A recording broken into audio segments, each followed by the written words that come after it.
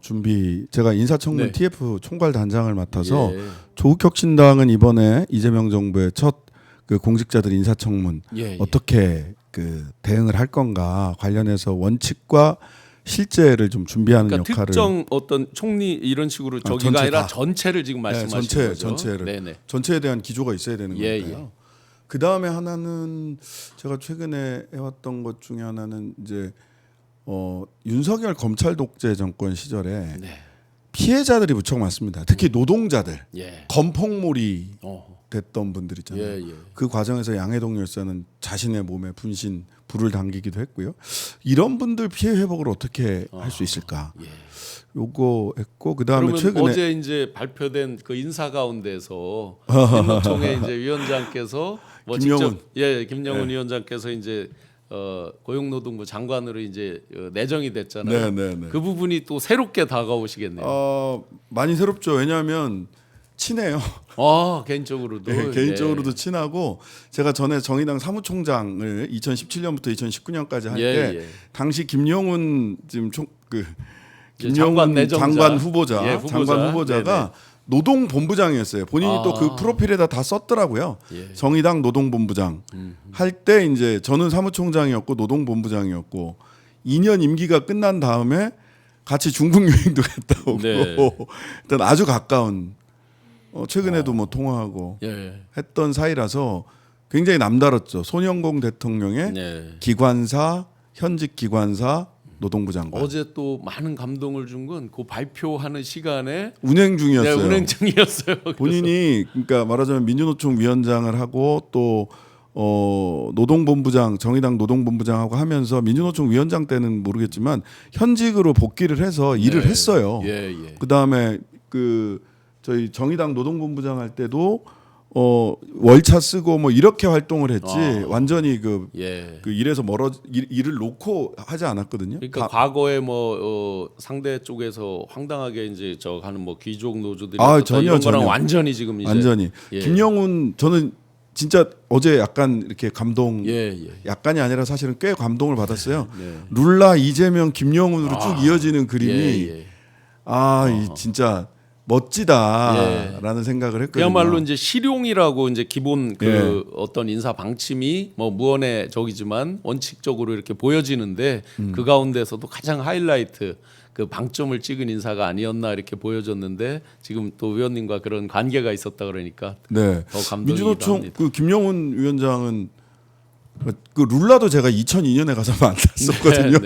그래서 그분은 저를 기억할지 모르겠지만 저는 매우 인상적으로 2002년 대선 때 룰라가 첫 당선됐을 때 그 당선되는 선거운동을 공부를 하러 제가 보름 정도 갔다 왔어요. 그 브라질로 직접 브라질에 가서 한 보름 정도 브라질에 있으면서 룰라의 선거운동 공부를 노동자당은 룰라는 어떻게 선거를 가장 치렀나. 어떤 점이 배울 점이라든지 뭐 포인트가 있었나요? 저는 두 가지 정도였는데 하나는 경제 정책에서 굉장히 신중하더라고요. 집권에 딱 다가서니까 경제 정책에 대해서 굉장히 신중하고 국가 전체를 운영하기 위해서 노동자와 기업이 어떻게 그러면서 실제로 부통령이 잘 안 알려졌는데 당시에 호세 알렌카라고 하는 섬유 자본가였어요. 말을 하자면 대기업 사장님이었어요. 근데 이제 왜 그때 그랬냐면 잘 생각해 보시면 우리도 IMF 겪고 막 그래서 그때는 소위 금융투기 자본이 돈을 가지고 제조업도 압박하고 노동자들도 압박했던 시기예요. 2002년이. 그러니까 노동자와 제조업 자본이 한 편을 먹은 거예요. 그때. 그래서 집권했어요. 그래서 집권하는 걸 보고 신중하고 실용적이다. 그 지금 말씀 주신 코드는 지금 이재명 정부 통합니다. 완전히 통하는 코드로 바로 느껴지네요. 완전히 통합니다. 그리고 이분이 되게 재밌었던 게 에어컨이 고장 나니까 룰라 그 책상 걸상 의자 놓고 올라가서 자기가 고쳐요. 정말 노동자 출신이라 일반 국민들과 똑같이 호흡하는 그런 면도 뭐 정말 대자비처럼 새끼 손가락 하나 없는 거 이재명 대통령과 이제 굉장히 많이 유사하네요. 그리고 이제 김영훈 위원장은 저는 이제 위원장이란 말이 너무 익숙한데 민주노총에서 지금까지 전현직을 다 포괄해서 가장 나이 어린 민주노총 위원장이었어요. 그 당시에 위원장을 하실 때 민주노총 위원장 할 때 36살이었어요. 그럼 꽤 됐네요. 지금이 이제 지금이 60 정도 되셨죠? 아니요, 대략? 지금 저보다 2살인가 3살이니까 60이 좀 안 됐어요. 50대 후반 정도 됐을 겁니다. 그러면 한 20여 년 전에 20여 년 전에 민주노총 위원장을 했어요. 이미 그때 이제 개혁의 기치를 네. 그때 제 기억으로는 운동권 사투리를 제일 안 쓰는 그래서 그냥 일반 시민들과 이야기할 때 시민들이 사실 운동권 사투리라는 게 있습니다. 부산 사람인데 부산 사투리보다는 운동권 사투리가 심했어요. 그러니까 운동하는 그 노동운동하는 분들 전형적인 투쟁 조끼에 빨간 머리띠에 그 운동권 사투리를 심하게 해서 일반 시민들과는 이야기하기가 되게 어려운 그런 게 전혀 없었어요. 그래서 일반 시민들과도 잘 소통하고 공부도 되게 열심히 하고 그리고 기관사로 돌아가서 다시 일을 하면서 본인이 그것도 알았네. 그 분야 얘기하다가 이제 뭐 KTX는 기장이라고 하거든요. 기관사라고 안 하고 기장 안 하십니까? 그랬더니 그거는 본인이 비행기를 우리가 기장이라고 하듯이 KTX 기관사는 기장이라고 불러요. 근데 본인은 국민들의 안전을 위해서 KTX 기장을 하려면 뭐 이렇게 체력부터 시작해서 굉장히 오랜 테크닉 그 연마 기간이 필요하답니다. 워낙 빠르기 때문에 일반 기관차랑 운전하는 게 좀 다르대요. 그래서 본인은 새마을호를 열심히 무궁화와 새마을호를 열심히 몰겠다. 트레이닝 차원에서 열심히 몰겠다 그랬는데 제가 이제 발표 소식 나는 거 듣고 저도 전화를 했는데 전화 못 받으시더라고.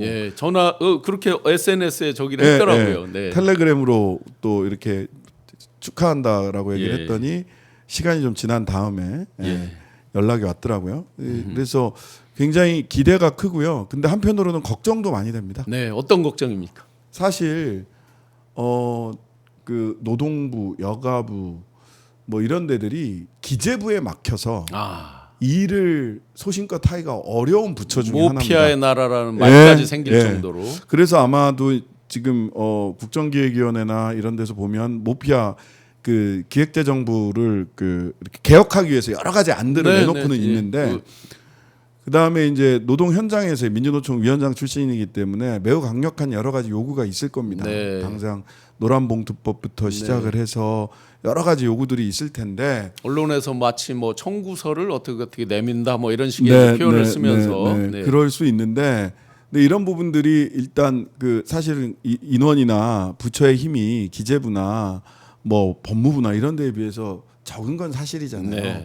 이런 가운데서 노동 현장에 일하는 노동자들의 피부에 와닿는 변화를 일으키기 위해서는 지금 뭐 대통령이 전 전폭적으로 지원해 주실 거라고 생각을 하는데 기재부의 벽, 기존 관료의 벽을 넘어야 되거든요. 그게 사실은 만만한 과제가 아니라서 맞습니다. 그거를 해낼 만큼 굉장히 영민하신 분이고 노력하는 분이라는 신뢰는 있으나 정말 고생하는 자리에 갔다. 특히 이제 이 격변기에 어떤 그 업권 출신으로서 더 막중한 책임 이런 게 있을 것 같아요. 굉장히 어려운 자리에 갔다라는 생각이 들고 그래서 뭐 하여튼간에 응원하고요.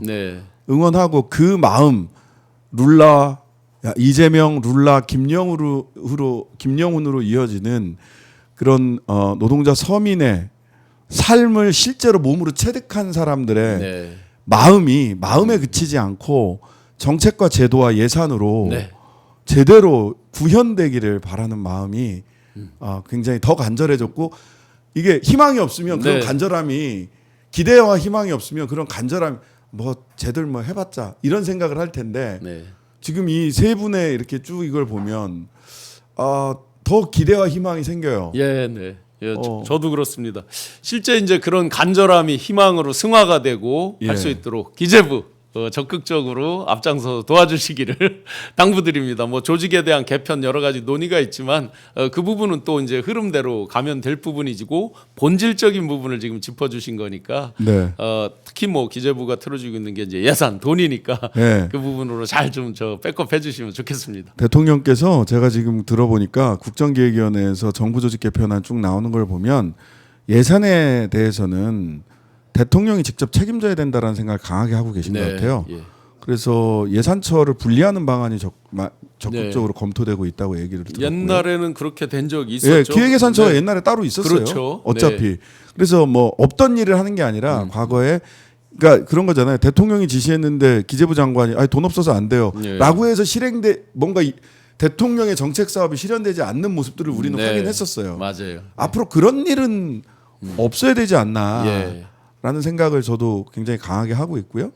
그다음에 아마 요거는 이제 아는 분들은 알고 모르는 분들은 모르실 수 있는데 공공기관 운영위원회라는 게 있습니다. 맞아요. 공공기관에 대한 그 평가 이런 걸 전부 기재부가 하고 있었죠, 있거든요. 기존에. 네. 그러다 보니까 사실은 뭐 저도 이제 그 몇몇 공공기관 노동조합 자문도 하고 뭐 이렇게 했는데 나중에 노동조합하고 사측하고 얘기를 하다가 사측에서 노동조합이랑 같이 기재부랑 좀 싸워주시면 안 될까요? 이렇게 얘기할 정도예요. 그게 이제 공공기관 운영위원회 통해 가지고 박하게 평가하고 그 다음에 인원과 예산을 전부 다 공공기관의 인원 특히 인원과 예산을 전부 다 기재부가 통제를 하니까 경영 평가에 따라서 왜 A, B, C에서 그 보너스 뭐 이런 게 완전히 또 달라지잖아요. 완전히 달라지고요. 인원도 다 평가하니까 비정규직을 정규직화해야 된다라고 얘기를 하는데 인원은 기획재정부에서 다 통제를 하거든요. 그런 거 못했어요. 근데 이제 그래서 공공기관 운영위원회도 기재부에서 조금 빼서 뭐 총리실이나 대통령실이나 이런 데서 직접 평가를 해서 공공기관도 대통령과 총리라는 민주적 정당성을 가지고 있는 기관에서 직접 그런 가치와 철학에 맞춰서 운영할 수 있도록 통제하고 평가하는 것이 필요하지 않나 싶은데 그래서 총리실로 간다는 얘기가 있죠. 그런 이제 계획이 뭐 이렇게 얘기가 오가고 있더라고요. 이게 막 그 지금 우리 시청자 여러분들께서 들으시기에는 막 재미있고 화끈한 얘기는 아니지만 우리 중요한 얘기죠. 매우 중요한 얘기입니다. 매우 이재명 정부가 성공하느냐 아니냐를 평가할 수 있는 중요한 어떤 그 잣대가 될 수 있는 일이라서 맞습니다. 여기에 대해서 기재부 관료들이나 보수 언론에서 뭐 아마추어 정부니 뭐니 아마 이거 정부 조직 개편안이 나오면 아마추어 정부니 뭐니 포퓰리즘 정부니 이런 식의 비판이 올 거라고 저는 예상해요. 근데 뭐든지 개혁에는 바로 그 반동이 따르니까요. 그럼요. 근데 이 부분에 대해서 저는 미리 준비하고 있고 각오하고 있고 이 기재부 개혁과 관련해서 그다음에 우리 국민들 피부에 와닿는 개혁을 위해서 사실 보건복지부라든지 여가부라든지 노동부라든지 이런 쪽이 힘을 좀 가져야 되거든요. 맞습니다. 이런 쪽에는 저는 뭐 이렇게 타협 없이 싸우겠다라는 각오를 하고 있습니다. 곧 닥쳐올 일입니다. 예고편입니다. 그런데 어쨌든 이재명 정부의 성공을 위해서는 지금 말씀하신 그런 개혁 방향성이 시대적으로 이미 이제 여러 부작용들이 검증이 돼 있는 부분들이거든요. 그러면 어떤 방향으로 고쳐야 되겠다는 뭐 많이 공감이 있는 부분이라서 기재부 입장에서도 무조건 반대만 하고 뭐 기득권을 유지하고 이렇게 하기 어려운 부분으로 생각이 됩니다. 그러니까 어제 제가 인선을 한 가지만 더 말씀을 드리면 저는 뭐 어제 매부쇼 나갔을 때 그 세 명을 딱 꼽았어요. 이번 인선에서 가장 눈에 띄는 사람은 세 명이다. 하나는 김영훈이고 고용노동부 장관, 하나는 일병 출신 밀떡 국방부 장관 안규백. 일병 출신이세요. 일병. 방위 출신이라고 하면서 막 저기를 하죠. 방위 출신. 보수 언론들은 난리가 났어요. 방위 출신 밀떡 국방부 장관 안규백. 그 민간인 출신으로 5.16 이후 처음입니다. 5.16 전에는 또 있었더라고요. 5.16 이후에는 처음으로 민간인 출신, 장성 출신이 아닌 모두가 군 출신이죠. 일병도 군 출신이긴 합니다. 대한민국 남자들은 대부분 군 출신이긴 한데 어쨌든 전문 직업군인 출신이 아닌 장성 출신이 아닌 첫 국방부 장관 이 의미가 굉장히 크고요. 제가 청문회 증인으로 가서 이렇게 이제 진행하시는 걸 보니까 뭐 사성장군 이런 분들 비교가 웬만한 분들 뭐 지금 안규백 의원님이 5선이죠. 5선 내내 국방이었어요. 그 위원장으로 회의를 이끄시고 하는데 뭐 그때 이제 뭐 여인영 뭐 이런 분들 뭐 저 진짜 꼼짝 말하러 저기가 되더라고요. 그 다음에 하나는 송미령 장관. 청문회가 없어요. 유임이라. 청문회 어떻게 해야 되나? 하고 생각을 했는데 보니까 청문회가 없어. 그걸 굉장히 중요한 포인트로 보는데 어떻게 생각하세요? 유임되신 부분이요? 저는 이제 두 가지인데 하나는 이거는 공직사회에 대한 메시지. 네. 그러니까 매우 강력한 메시지다. 어제 매부쇼에서도 그 얘기 바로 했거든요. 그 진실을 말하고 네. 국정 철학에 맞춰서 유능하게 일을 집행할 수 있는 사람이라면 나는 쓴다. 네. 라고 하는 메시지를 공직사회에 보내는 거예요. 첫 번째, 송미령 장관이 제가 인상적으로 사실은 송미령 장관에 대한 인상은 두 가지인데, 하나는 네. 그 윤석열을 데리고 윤석열을 데리고 그 작년 총선 전에 그 NH 하나로마트 가가지고 대파 사태를 불러일으키는 주무장관이었었던 거고, 그랬죠. 당시 거기로 안내했거든. 안 되는 대로 안내해야 되는데 대파값이 제일 싼 대로 안내를 했던 이런 큰 실수가 하나 있었고, 두 번째는 그 내란 직후에 그날 내란의 밤에 내란 국무회의가 있었느냐 없었느냐, 거기서 무슨 일이 있었느냐를 사실을 이야기한 최초의 국무위원이 송미령 장관이었어요. 참석은 한 거고 본인이 참석을 했고, 그거는 2, 3분 만에 했고, 예. 바짓가랑이라도 이소영 의원이 뭐 묻거나 할 때 그 국회 본회의에서 근데 이제 바짓가랑이라도 잡았어야 되는 거 아니냐 그랬더니 바짓가랑이 잡을 시간도 없이 2, 3분 만에 와서 거의 통지하고 그냥 나갔다. 뭐 하러 나가는지도 몰랐는데 계엄령 선포 그 국민 담화를 하더라. 선포 방송을 하더라. 그래서 그건 국무회의라고 할 수 없다. 라는 이야기들을 쭉 했단 말이죠. 네, 그림도 손으로 자석 배치 이런 거 그랬던 것 어디 같아요. 앉아 있었고. 그래서 일단 내란에 대한 태도가 내란 국무회의에 그 밤에 내란 국무회의라고 칭해지는 국무회의도 아니죠. 어떤 일이 있었나를 보여줬던 거고. 그리고 두 번째는 그 분골쇄신하겠다라는 얘기를 했어요. 그런데 저희 당 농어민위원회도 그렇고 농민단체다라든지 이런 쪽에서 걱정이 많습니다. 반대는 없었나요? 양곡관리법 뭐 그때 이제 그것 때문에 농어민위원회나 이런 데서 굉장히 비판적인 걸 내놨어요. 저는 뭐 정무적인 뭐 메시지 이런 거와 관계없이 당사자 입장에서는 충분히 비판할 지점들이 저는 있다고 생각을 합니다. 그 말하자면 그 양곡관리법, 그다음에 농업재 보상법 등 해가지고 한 4-5개, 한우법 등 뭐 해가지고 한 5개인가 법안에 대해서 형식상 주무장관이기 때문에 대통령에게 거부권 행사를 건의를 하는 주체입니다. 그렇게 했고요. 심지어는 양곡관리법에 대해서 농망법이라고 하는 얘기까지 하셨던 분이세요. 그러면 저는 아까 그 공무원들에게 주는 메시지, 정무적 메시지는 메시지대로 존중하되, 이 부분에 대해서는 송미령 장관이 반성문을 빨리 내셔야 돼요. 그 부분에 대해서는 그러니까 윤석열 농정에서 본인이 집행했던 것에 대해서 이런 부분이 본인은 그 당시에 이렇게 생각했지만 지금 돌이켜 보니 이렇게 평가한다. 따라서 새로운 이재명 정부의 그 뭐 농촌 기본소득까지 이야기하는 대통령 공약으로 얘기했으니까 이재명 대통령의 농정 기본 철학과 정책이 이러하니 이것을 나는 그럼 이렇게 집행하겠다. 뭐 분골쇄신이라는 이야기를 하긴 하셨어요. 이재명 정부의 성공을 위해서 분골쇄신하겠다. 근데 그런 이제 태도 말고 구체적인 정책에 대한 반성과 성찰, 윤석열 농정에 대한 그리고 이재명 농정에 대한 본인의 구체적인 계획을 내셔야 돼요. 지금 말씀 들어보니까 중요한 것 같은데, 뭐라고 그랬냐면 정부에서 밝힐 때 인선을 해서 유임을 밝힐 때 이재명 정부의 철학에 동의한다 이렇게 했단 말이죠.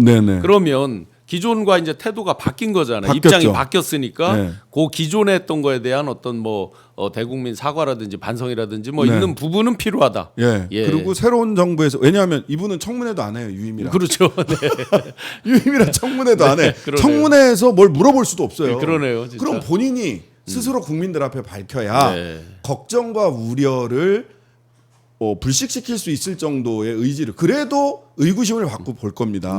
어느 정도 걱정과 우려가 해소가 된다고 하더라도 말이 아니라 실천으로 보여줘야 되니까 그것을 불식시킬 수 있느냐, 이게 첫 단계예요. 청문회 없는 장관이기 때문에 저는 이 부분에 대해서는 송미령 장관이 굉장히 적극적으로 국민들에게 본인의 입장을 밝힐 필요가 있다라고 생각합니다. 아주 중요한 지점인 것 같아요. 기왕 인사 말씀하셨으니까 이건 그냥 번외로 이제 이 기존에 있던 장관도 유임을 하는데, 이번 대선에서 이제 열심히 같이 공동으로 이재명 정부 탄생을 위해서 노력하셨는데, 조국 혁신당에서는 뭐 이렇게 천거하고 이런 건 없으셨어요? 저희들은 처음에 가장 중요하게 생각했던 거는 우리가 야5당, 당시 야5당, 민주당과 조국혁신당을 비롯한 뭐 3인당, 기본소득당, 진보당 등 야5당 그리고 광장의 국민들의 열망을 예, 예. 같이 합의하고 그것을 공개적으로 선언하는 것. 네. 그리고 그 선언문 내용에 뭐가 들어갈 거냐가 저희들은 중심이었고요. 예. 그 협상 과정에서 뭐 제가 저와 뭐 몇몇 분들이 협상 실무를 담당했습니다마는 뭐 공동정부 구성이라든지 뭐 이런 부분들에 대해서는 아예 얘기를 안 했어요. 의식적으로 얘기 안 했어요. 네. 왜냐하면 우리는 저는 전에도 그 내란 과정에서도 말씀드렸다시피 이거 외계인 쳐들어왔다. 키세스 우주연 헌정수호 키세스 우주연합군을 네. 만들어서 이 외계인들을 물리치는 것이 목표고 현재 우리 사회가 극복해야 될 과제다라고 생각을 했기 때문에 그럼 그 물리친 이후에 뭘 할 거냐에 대한 말씀만 드렸고요. 혹시라도 세상에 저는 여의도에 세상에 비밀이 없고 여의도에는 더욱더 비밀이 없습니다. 네. 잘 아시다시피 예. 혹시라도 뭐 그냥 뭐 농담 삼아서라도 그런 얘기하면 반드시 그렇죠. 다른 방식으로 왜곡돼서 나간다. 이만큼 얘기하면 이만큼으로 네. 그 왜곡돼서 아예 안 했어요. 네, 네. 딱 하나 말씀드렸던 건 하나 있습니다. 공동정부가 아니라 가능하면 이렇게 두 가지 말씀을 드렸는데 만에 하나 뭔가 제안을 하실 거면 당으로 제안해라. 아하. 이거는 문재인 정부 때 예. 정의당에서 제가 겪어봤던 일입니다. 어. 개인적으로 제안을 하면 마음이 있어도 못 움직입니다. 예, 예. 왜냐하면 사람 빼가기, 변절, 철새 그렇죠, 이런 그렇죠. 평가를 받을 수 있어요. 네. 당대 당으로 제안을 해야 이게 진지하게 논의돼서 공식적으로 제도화될 수 있다는 거 하나. 중요한 것 같습니다. 그다음에 두 번째는 아까도 말씀드렸다시피 소위 그 부처의 그 세가 좀 작거나 큰 예. 부처들에 비해서 이런 부처 장관은 대통령 최측근을 임명해 주십시오. 그래야 일이 됩니다. 중요한 포인트네요. 예. 진짜 작은 그 예. 부처들. 예, 네네. 작은 부처, 중소벤처기업부, 예. 그다음에 뭐 여가부 같은. 노동부 뭐 이런 데는 대통령이 가장 신뢰할 수 있고 대통령과 직접 대화하고 정책을 협의할 수 있는 그런 신뢰하는 최측근 오히려. 네네. 그런 분을 임명해 주시라. 그것도 중요한 포인트네요. 아까 이제 기재부랑 역학관계도 말씀하셨지만 예. 어떤 그 구조적으로 이제 그런 데가 공무원도 적고 예산도 네, 맞습니다. 적고 그러다 보니까 힘이 없어요. 굉장히 근데 중요한 굉장히 포인트. 중요한 일들을 한단 말이죠. 네, 그래서 이제 뭐 그런 말씀 정도로 드렸지 그런 얘기를 아예 말씀을 안 했어. 얘기를 안 했어요. 그 진정한 조국 혁신당의 그 협치 노력을 볼 수 있었습니다.